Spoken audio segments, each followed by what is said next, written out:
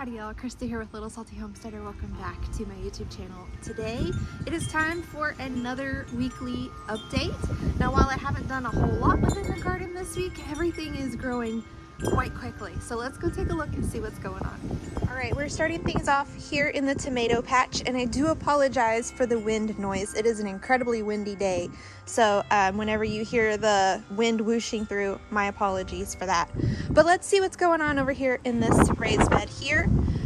So these are the determinate varieties of tomatoes. And last week I told y'all about one of the tomatoes that I was having trouble with. I think it was planted right here. I went ahead and I pulled that up. So I have one less tomato plant.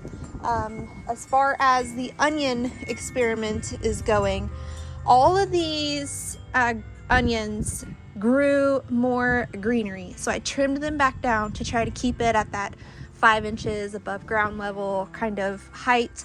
But everything is going really well so far. I think that they're starting to bulb up, possibly because we can see some thicker stems happening right here. So this will be really exciting to see whenever the whole experiment is complete.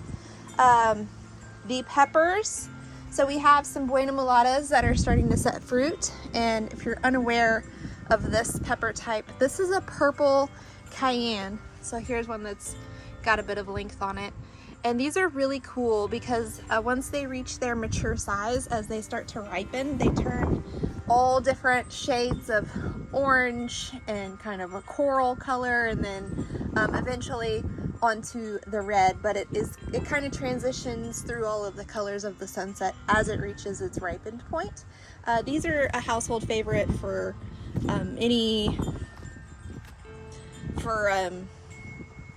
anytime we would use cayenne, we just use these equally as much. So they just add the nice purple color, and then those, of course, sunset shades as they ripen. I am not sure what this one is. All right, so this is Arapaho cayenne. This is the hybrid variety that's supposed to be pretty prolific. So we can see, got some blooms. There's one pepper there.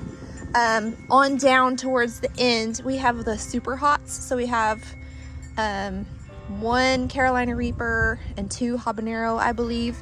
The Reaper is still quite small. That plant never really gets super huge for us. And then we have a Thai red chili here on the end. The oreganos are doing really well. This one, this Italian oregano here, is really creating a nice mound, and eventually it will get these really cute pink flowers on it. So whenever that happens, I'll of course show you guys. But overall, this bed is doing really great. Then over here in this bed, the other half of the onion experiment, these are the ones where I kind of moved dirt around from the base of the stems, and I went ahead and I redid that at the same time that I cut the tops back down on these, just to kind of keep things even in terms of how I'm conducting the experiment. The other ends of the beds are the control. I'm not doing anything additional to them. But you can see I've run some more Florida weave trellis through to kind of give these guys some support, because they are starting to get quite tall. If I remember correctly, I don't have any fruit set on these indeterminates yet, but we are starting to get some blooms. So that's really exciting. This one was blooming last week as well, but I don't know if it said anything. I will point out to you guys these radishes with all of their giant leaves. They are starting to bulb up at the bottom, in the root part, of course. So should be able to harvest some cool looking radish bulbs here within the next couple of weeks. And then on this side, this is going to be the salsa-esque peppers. So we have serranos, and then we have jalapenos, all the way down. There are several that are starting to set some peppers. So pretty soon, we will have fresh jalapenos and stuff for taco nights and salsa and all those fun things the serranos. Some I'm going to let fully ripen so that I can dehydrate them and use them as chiles de arbol, and then some of course will go directly into salsas and things. We do have flowers starting to bloom in this bed. So I believe this might be a Queen Sophia marigold. We have, well, there was a nasturtium bloom on there yesterday. We have another marigold here. So marigolds are starting to bloom. The nasturtiums are somewhat starting to bloom. So down here we have a flower pod for one. So maybe tomorrow that one will open up. Onions, of course, looking really good in this bed, like I was discussing with the spooning-esque thing. So you can really see how this one's starting to bulb up here. All right, this bed with the cherry tomatoes, almost every single plant in here has cherry tomatoes setting fruit. You can also see that I've had to run more trellis along this one because these really are getting some height. So the only one I think that does not currently have fruit on it is the sun green right here, and part of that's my fault because I accidentally snapped what was the main stem and kind of turned a different stem into its main stem. So it's going to be blooming out soon, which is perfectly fine. So this sun green is a cherry tomato that will stay green when it's ripe. My hope with this row is to kind of have a rainbow of cherry tomatoes to eat from and preserve and stuff. And then these guys, this is the cream of the crop sunset torch. Here is a cluster here, and then we have some more right here, if you can see that through all of the leaves happening. So this one is doing pretty well. It has other clusters of blooms happening. And then this one is Midnight Snack. So this one is going to be a darker cherry tomato. I believe it will have purple shoulders. You can see we just have the one fruit at the moment that I can see, but we have other bloom clusters, so should start to see this really filling out with tomatoes. This one, if I remember correctly, let me see if I can find the label. Okay, so yes, this one, this is, I'm pretty sure it's just like a large cherry hybrid, originally from like Home Depot or something. The seeds came from my pawpaw's last garden that he had before he passed away. I went and harvested a bunch of his cherry tomatoes and stole some seeds. And so every year I plant at least one cherry tomato plant from his original plants to kind of remember him by. And maybe it doesn't have fruit set yet, but the first year that I grew this variety, the plant, I kid you not, was at least 12 foot tall. It went all the way up past the height of its stakes and then kind of around and across other tomato plants, and it just went on forever, and I got hundreds of tomatoes off of that plant. So I mean, it's a good one to have if you like to buy your starts from the store. I guess that large cherry hybrid from Home Depot is the one to get. But it is starting to get the bloom clusters on it, so hopefully it'll be really prolific and productive pretty soon.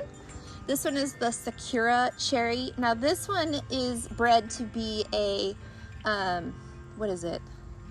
A greenhouse variety. So if you typically grow your food items within a greenhouse space, this is a good variety for that. I thought that I would grow it outside just to see what happens, and it is starting to bloom a little bit. It doesn't look like it's going to be an overly large variety. I did attempt to grow it last year, but whenever I was pruning tomatoes, I got a little prune happy and I accidentally cut it off like almost all the way to the ground, and it just did not recover.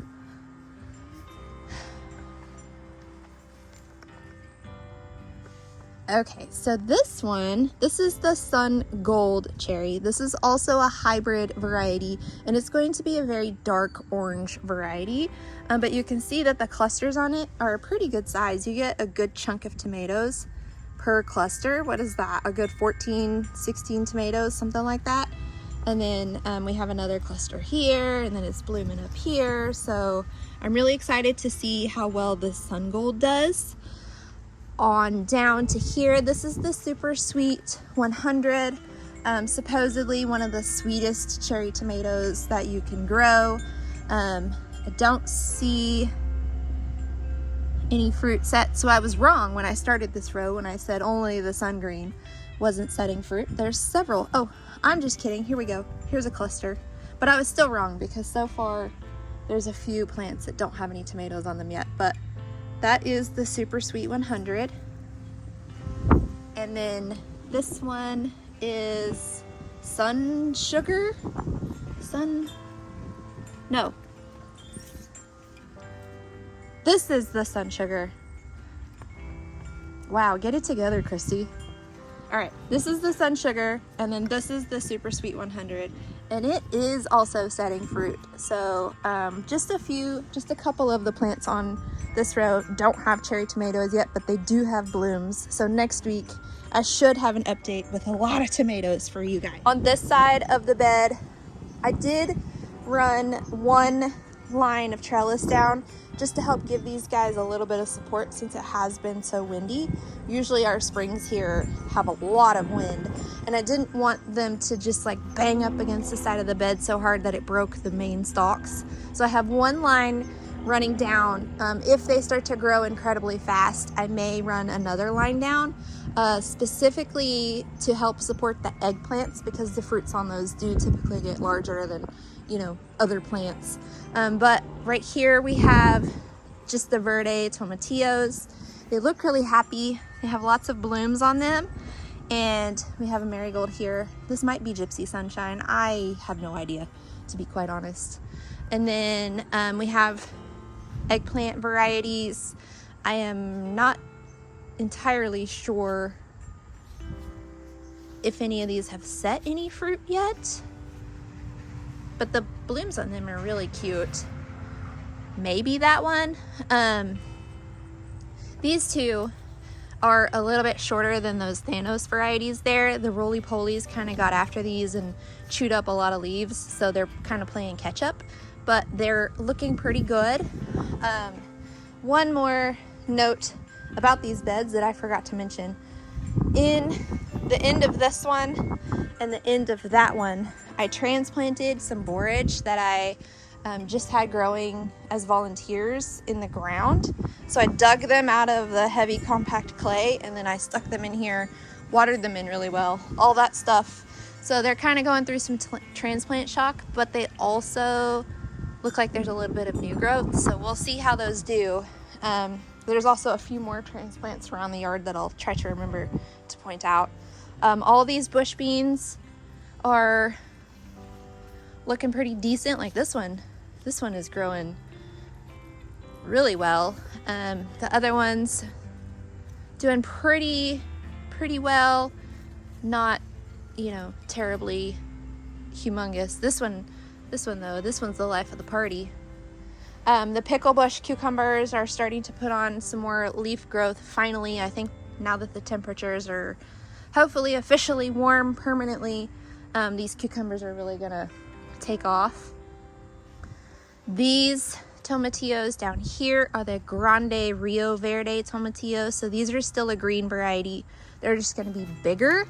And we do have a couple of tomatillos that are growing. So hopefully we get some more and I can make some salsa verde with these and the serranos that are growing over there, and whatever other salsa ingredients I can harvest out of this garden. Cilantro, there's garlic over there, there's onions over there. Yeah, I think I can pretty much harvest everything I need to make salsa verde from out of here once, you know, they reach their mature size. Here's a nasturtium that's blooming right here. Pretty cute. But anyway, tomato patch looking pretty good. It's really filling in. Has a lot of life going on. There's a ton of plants planted in just these 3 raised beds. There's a lot of food, so really excited to see all of this stuff grow and mature and be harvested. All right, over here where we have the other two raised beds, I'm just gonna call the okra patch. Everything is looking pretty decent. Sweet peppers starting to set some fruit. These are bell peppers down here. And then these are Hidalgo Poblano, so these are a hybrid variety. Some of these I'll use fresh, and then some of these I will let them ripen and then I'll dehydrate them and use as ancho chili peppers. Back here, walk back here, the irrigation ran this morning, so it's kind of swampy. Back here we have some okra that's growing. I need to come in and thin out where both seeds actually germinated, like here. I'm just kind of trying to wait to see which one is going to be the strongest, because this, you know, I will cut down the weakest one and then let the strong ones go ahead and become the food source. Here's a borage that got transplanted. It doesn't look as great, but it also has new leaves, so we'll see. Gonna keep an eye on it, keeping it well watered. Last week I replanted seeds for the green zebra zucchini and the camo squash. I had transplanted seedlings, but they just did not grow at all beyond their transplant phase, so I just yanked them out, planted new seeds. They have germinated in both beds, so I'm hopeful that they will turn into productive squash plants. We have bush beans over here. They're putting on some more leaves, and hope they're gonna be about a week and a half behind those bush beans in terms of producing food. So that's why they're smaller. They were planted later. And then, so the idea is to harvest all the beans off of those, get those plants pulled out, get cowpeas put in. While I'm processing those, you know, getting them blanched and frozen and stuff, these will start rolling in, and then I'll harvest these and continue the cycle. Once the cowpeas are planted, they will produce all the way up until the first frost, and then I will pull those and get some other crops put in. I don't know what yet. Here's another nasturtium.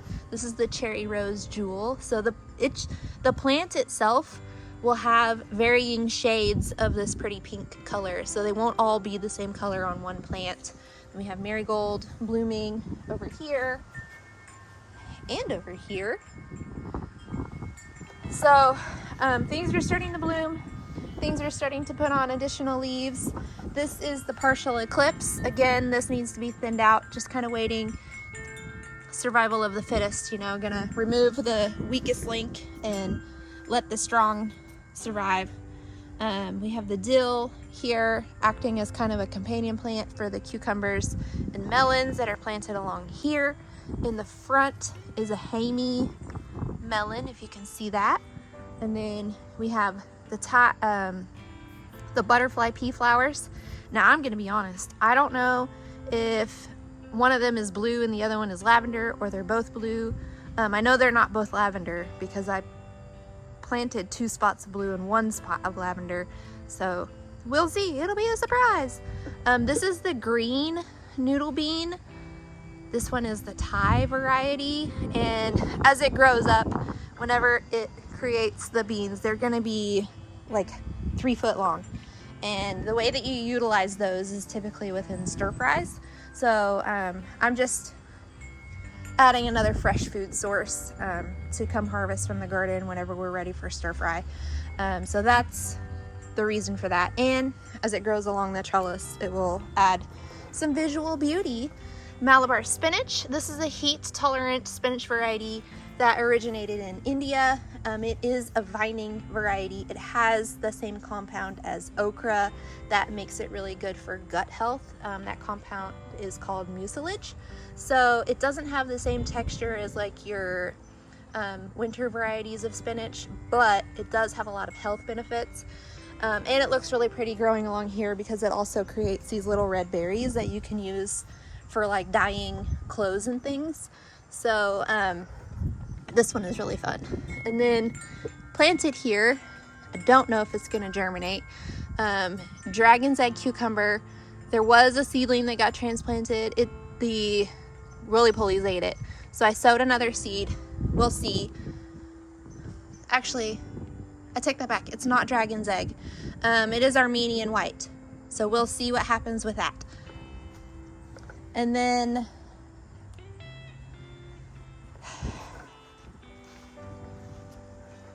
okay, under the trellis, I really wanted something that had like a visual wow factor, that would be really heat tolerant or like sun tolerant and stuff, because once the sun is about this angle in the sky, the entire yard is just super hot.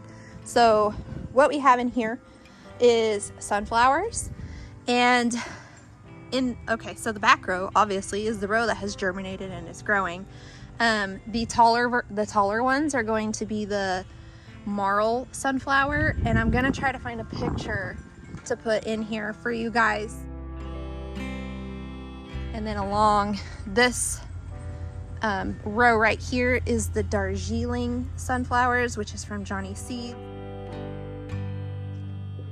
And 2 separate times I have planted evening sun sunflowers in these 2, and nothing is germinating so far. This is not sunflower, this is kohlrabi leaves that keep trying to break through, that I just keep kind of tearing out. Eventually it'll quit trying. I'm gonna give this a few more days, and then if it still does not germinate, I will reassess and try to find a different variety to put there. I don't know if it's just those seeds that I was planting just aren't good seeds, or they just don't like my environment, or what. So I'll give this a few more days and then reassess what's going on there. Okay, this bed is basically the reverse of that bed, but it's different varieties. So along this trellis, this side has the dragon's egg, and it has Hosinator. It also does have a Malabar spinach, just because I really wanted that to fill in, because it is so heat tolerant. When all this other stuff kind of fizzles out, it will continue to grow and thrive on this trellis. And then, oh yay, it sprouted. I did find Kajari melon seeds, so that is what is planted right here, and it looks like it germinated, so awesome. Another row of dill to act as a companion, as a buddy. So I transplanted a borage in to here because I had this big open spot, because the beans that I planted here did not germinate at all, and I didn't want to leave it open and allow a bunch of weeds and stuff to grow. So I planted this borage here, and it looks really terrible, but it's got these little tiny leaves, so I'm hopeful that it's gonna make it. Partial eclipse squash is looking pretty good. This is another case of need to thin it out, survival of the fittest. Let's talk about this issue that I'm having right here with this nasturtium and this pepper plant. So you can see where I have ants causing problems. I diluted some orange oil into my watering can, filled it with water, came out here and drenched this ant pile, but it did not get rid of the ants. For whatever reason, those ones are immune to the orange oil. They don't seem to care. But what it did do was burn this plant really badly, and maybe I did it in the heat of the day, maybe, I don't know. But it's trying to come back, so we'll see if it pulls through. If not, it's totally okay. It looks like I have some volunteer basil trying to fill in the space. It did also affect this pepper plant. It's not looking all that great, even though it does have a shishito pepper growing. I'm actually going to pull that off so that it can devote energy to itself and not the fruit that it's trying to create. Pull that one off too. And that's something that you can do in your own garden. If you see that your plants are struggling and they have, you know, like set fruits on them, pull those set fruits off so that your plant can devote its energy into generating new leaves or becoming stronger. This is another shishito. It looks a bit better. And then we have the candy cane chocolate cherry peppers. All of these have peppers growing on them. Like, it's wild how prolific these are because I grew them once before and they were not prolific at all. So maybe my soil is just better, or maybe they're just happier. I have no idea. But if you can see the variegation on those, they look really cool. And then of course we have more bush beans. We have camo that germinated. We have a couple of basil plants in here. This is the green zebra zucchini, another borage that got transplanted. This one's probably the best looking one of the bunch. So that makes me a little hopeful that they're gonna pull through. The back row, of course, is the okras. I had replanted some seeds right here. Oh, look, happy birthday, okra. There it is. And then we have the baby Bubba dwarf okra making up the second row here. I'll pull that one. So again, these bush beans are about a week and a half behind those bush beans, maybe more. I would need to look back at my planting dates. So those will be pretty much completely done by the time these start setting their beans.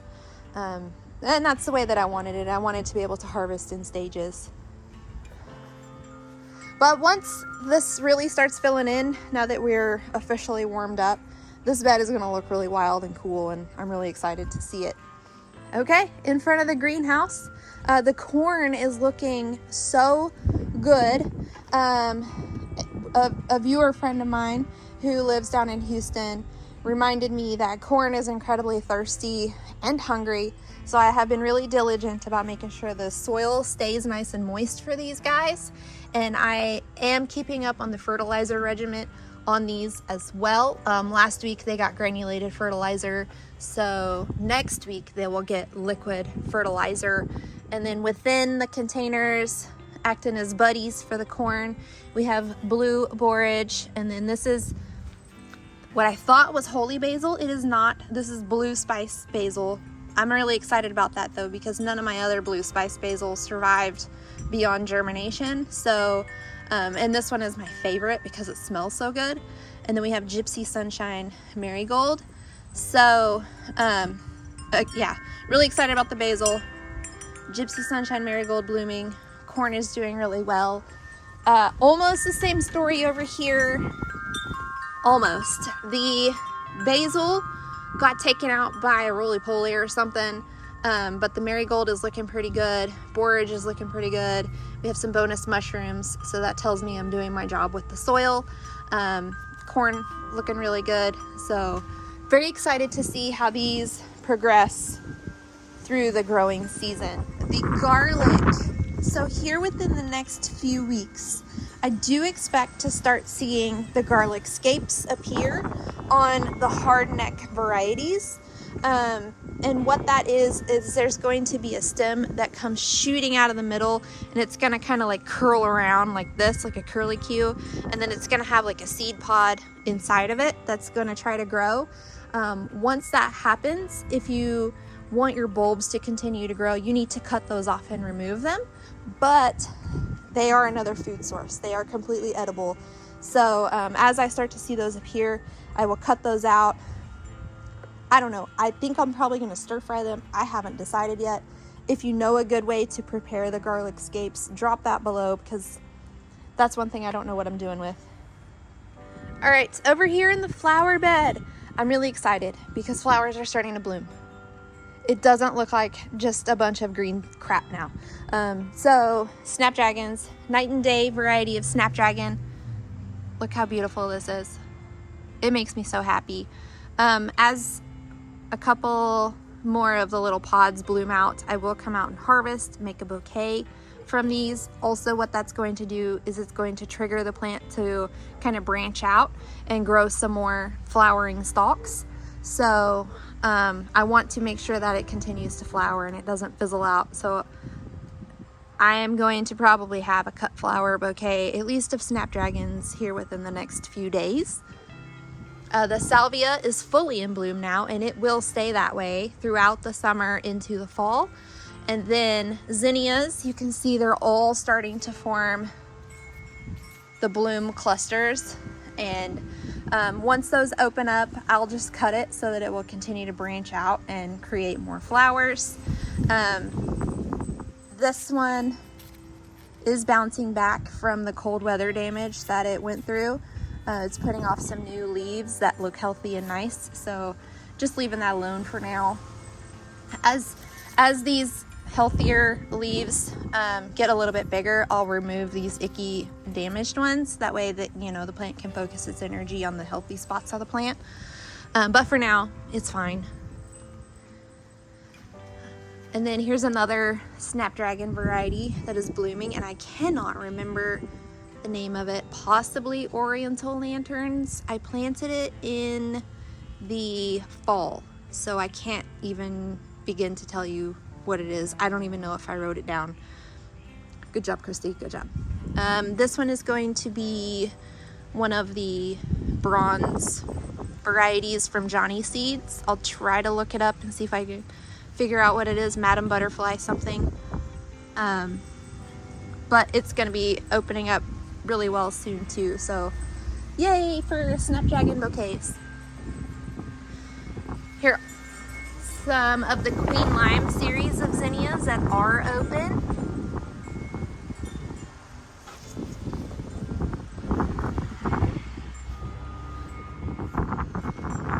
And then down here, this is the Zinderella Peach. I actually still need to cut this one off. This is the same one from last week, but we have a new one open, and then there's some open over there too.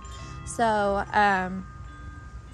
this is kind of what this one will mature into. And the cilantro is now fully impeding my way onto the patio, so it gets really interesting trying to get up there from this part of the yard. Over here, very similar story to what is happening down there.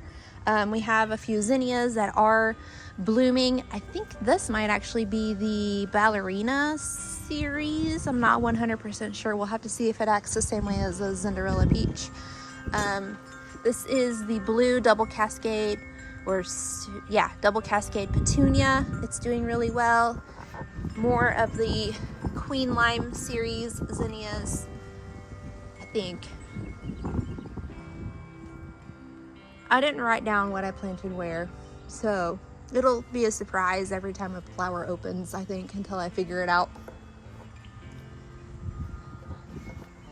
And then this is the Super Cascade Burgundy petunia. These are really pretty. And then of course more of the salvia, and then we have more bloom clusters that are going to be opening soon. Now, one difference between this end and that end is I don't think any of these are planted at the other end. But again, because I didn't write it down, it'll be a surprise. As much as I try to stay organized, there's still some chaotic parts of me. All right, this green stalk here that has a few pockets of lettuce and spinach and some peas. These lettuce leaves, I might be able to actually turn into a salad. I'll come out and cut these down later. It is reaching the point where it is warm enough that if I continue to try to grow lettuce in this, it's going to taste really bitter and disgusting. So I think it is to the point where I just need to cut down whatever is in here and get this amended and figure out what it is going to do in the summer months for food production. So if you guys have any ideas for the shorter pocket green stalk, the leaf variety, or the leaf type, drop those in the comments as well, because I'm kind of undecided. Last year I grew cowpeas in it. They did pretty good, but because they're going to be in raised beds this year, I don't think I want them over here too. So you guys just give me some ideas. I don't know what to flip this for. We do have a couple of peas. Maybe I'll throw them in the salad I make with the random lettuce later. Same thing with the spinach. The random spinach, lettuce, and peas will make a sort of salad, I think. Update on the ginger and the turmeric. Neither of those have germinated yet. However, we did have that cold spell last week that might have slowed it down. So I'm just trying to keep the soil moist at this point, keep the sunshine on it. Once it germinates, this bag will move over here next to this one because this gets kind of the dappled shade where it kind of filters through the leaves of the trees. So yeah, that's what's happening there.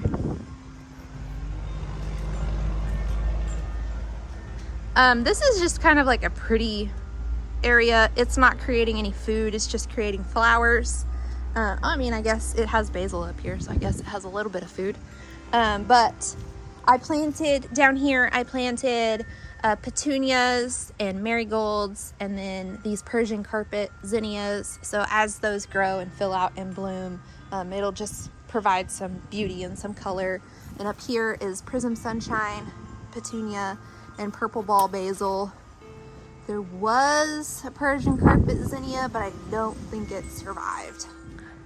All right, the pepper green stalk, I'm still calling it the pepper green stalk, even though it has more than peppers in it this year. It is popping off. We have tomatoes setting fruit, so we have fat frog here. Look how cute those are. The Firebird sweet, I noticed a tomato on it yesterday, and I think this is like a fuller size tomato. It's not a cherry. This one does not have any fruits yet, but it is blooming.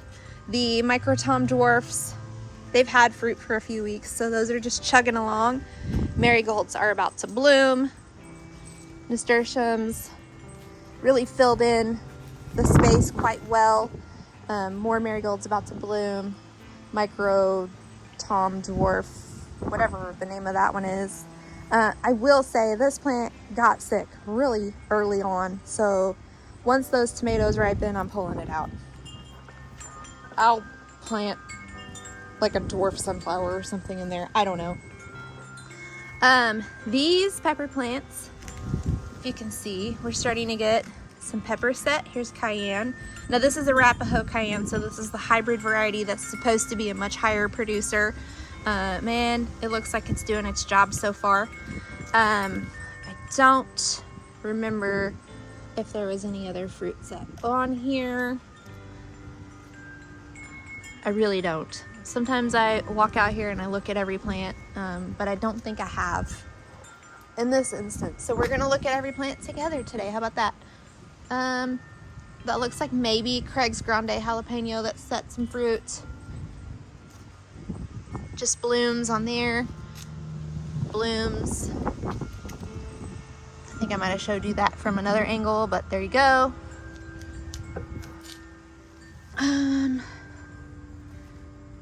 There's a habanero that's about to bloom like crazy. I do have a Thanos eggplant though that's growing. Look at that guy. Hello, Thanos eggplant. I'm going to turn you into pizza. Let's talk about strawberries. Every morning I come out and I harvest a handful of ripe strawberries. And it is my favorite part of the day because I get a little tasty snack as a reward for all my hard work. You can see where there's some starting to ripen up here, and some of them are a pretty good size. Some of them are pretty small, but they all taste good. So I'm not size discriminatory as long as it tastes good. Like here we have, like that one needs to be harvested if I can get my fingers down in there to get it. This one can go ahead and be harvested. The kids are getting to eat some of the strawberries too. I think Jake has had a couple, but they're not lasting long enough for him to get to them really. But yeah, you can see it's just kind of a fun thing to do, to come out here and see what's ripe and ready. Come harvest a little snacky snack to put in my yogurt. Like there's another one. It's just fun. This is probably still currently my favorite thing in the garden right now is the strawberries because it's food and they're so pretty and they taste good. Lime tree, it looks like it's about to put out another new flush of leaves, so it's really gonna fill in, which is awesome. Hopefully it does bloom soon so that I can get some limes off of it, but at least it looks better than it did when I moved it outside. I did have to move it inside when we got cold last week because it was below 40. But I put it right by the window and it was only in there for 24 hours. So it didn't seem to bother it too much to be back inside. This green stalk is all herbs of some sort, some medicinal, some culinary, some ornamental. This one is ornamental. You can eat it, but I just have it because it's cool looking. Now these anise hyssops don't look that great. They're a little dry. Let me get some, I need to get some water in those and then they should perk back up. Same thing with this yarrow. The chamomile is looking pretty good though. This lavender is looking really good. Those flowers are really pretty. Moving on over here, thyme is looking really good. It was flowering last week, so it might have, like you can see where it was flowering.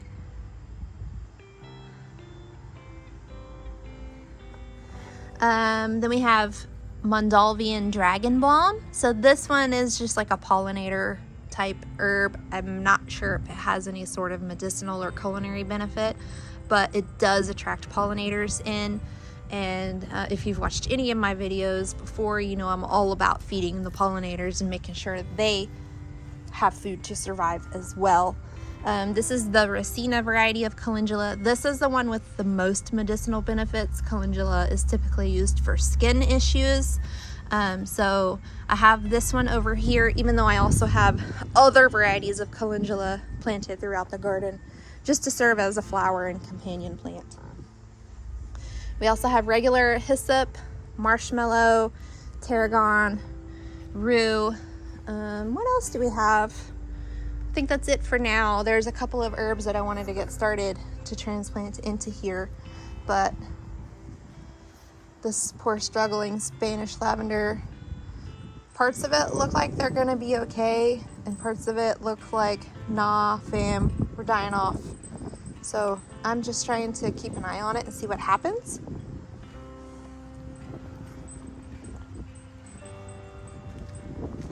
This planter situation is the same as that planter situation.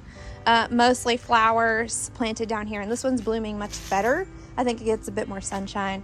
So you can see how much color and vibrancy there is whenever things are blooming. So we have all 4 marigolds are different varieties. All 4 petunias are different varieties. It does have the Persian carpet zinnias in it. And this one has some bonus strawberries. So there's a little strawberry there. And then it has a weed. And then a smaller strawberry there. It did have a ton of volunteer basil, but I came through and pulled it all out. So as I see it germinate, I'm coming through and making sure that it doesn't stay, because it will take all of the nutrients from the stuff that I intentionally have growing in here. And one last thing, because this is just so pretty to me, this planter, I just stuck some extra petunias in because I didn't have another place for them, and I'm really glad that I did, because they're really happy here and they're so bright and perky. And then I have some calendula varieties in the middle there. So that is super cool to see. It's just a little spot of joy.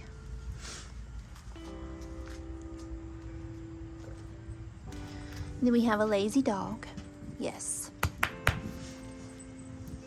But that is a look at the garden in the middle of April. This is going to be the April 18th edition of the weekly update. So it looks pretty good. Things are really starting to take off and go a little crazy now, which brings me so much joy. All right, but that is all I have for you for this week's weekly update. If you liked today's video and you want to continue to see how the garden grows and changes from week to week, please like, subscribe, comment, do all those different YouTube-y things. Otherwise, until next time, go find a way to get those garden manicures. Bye.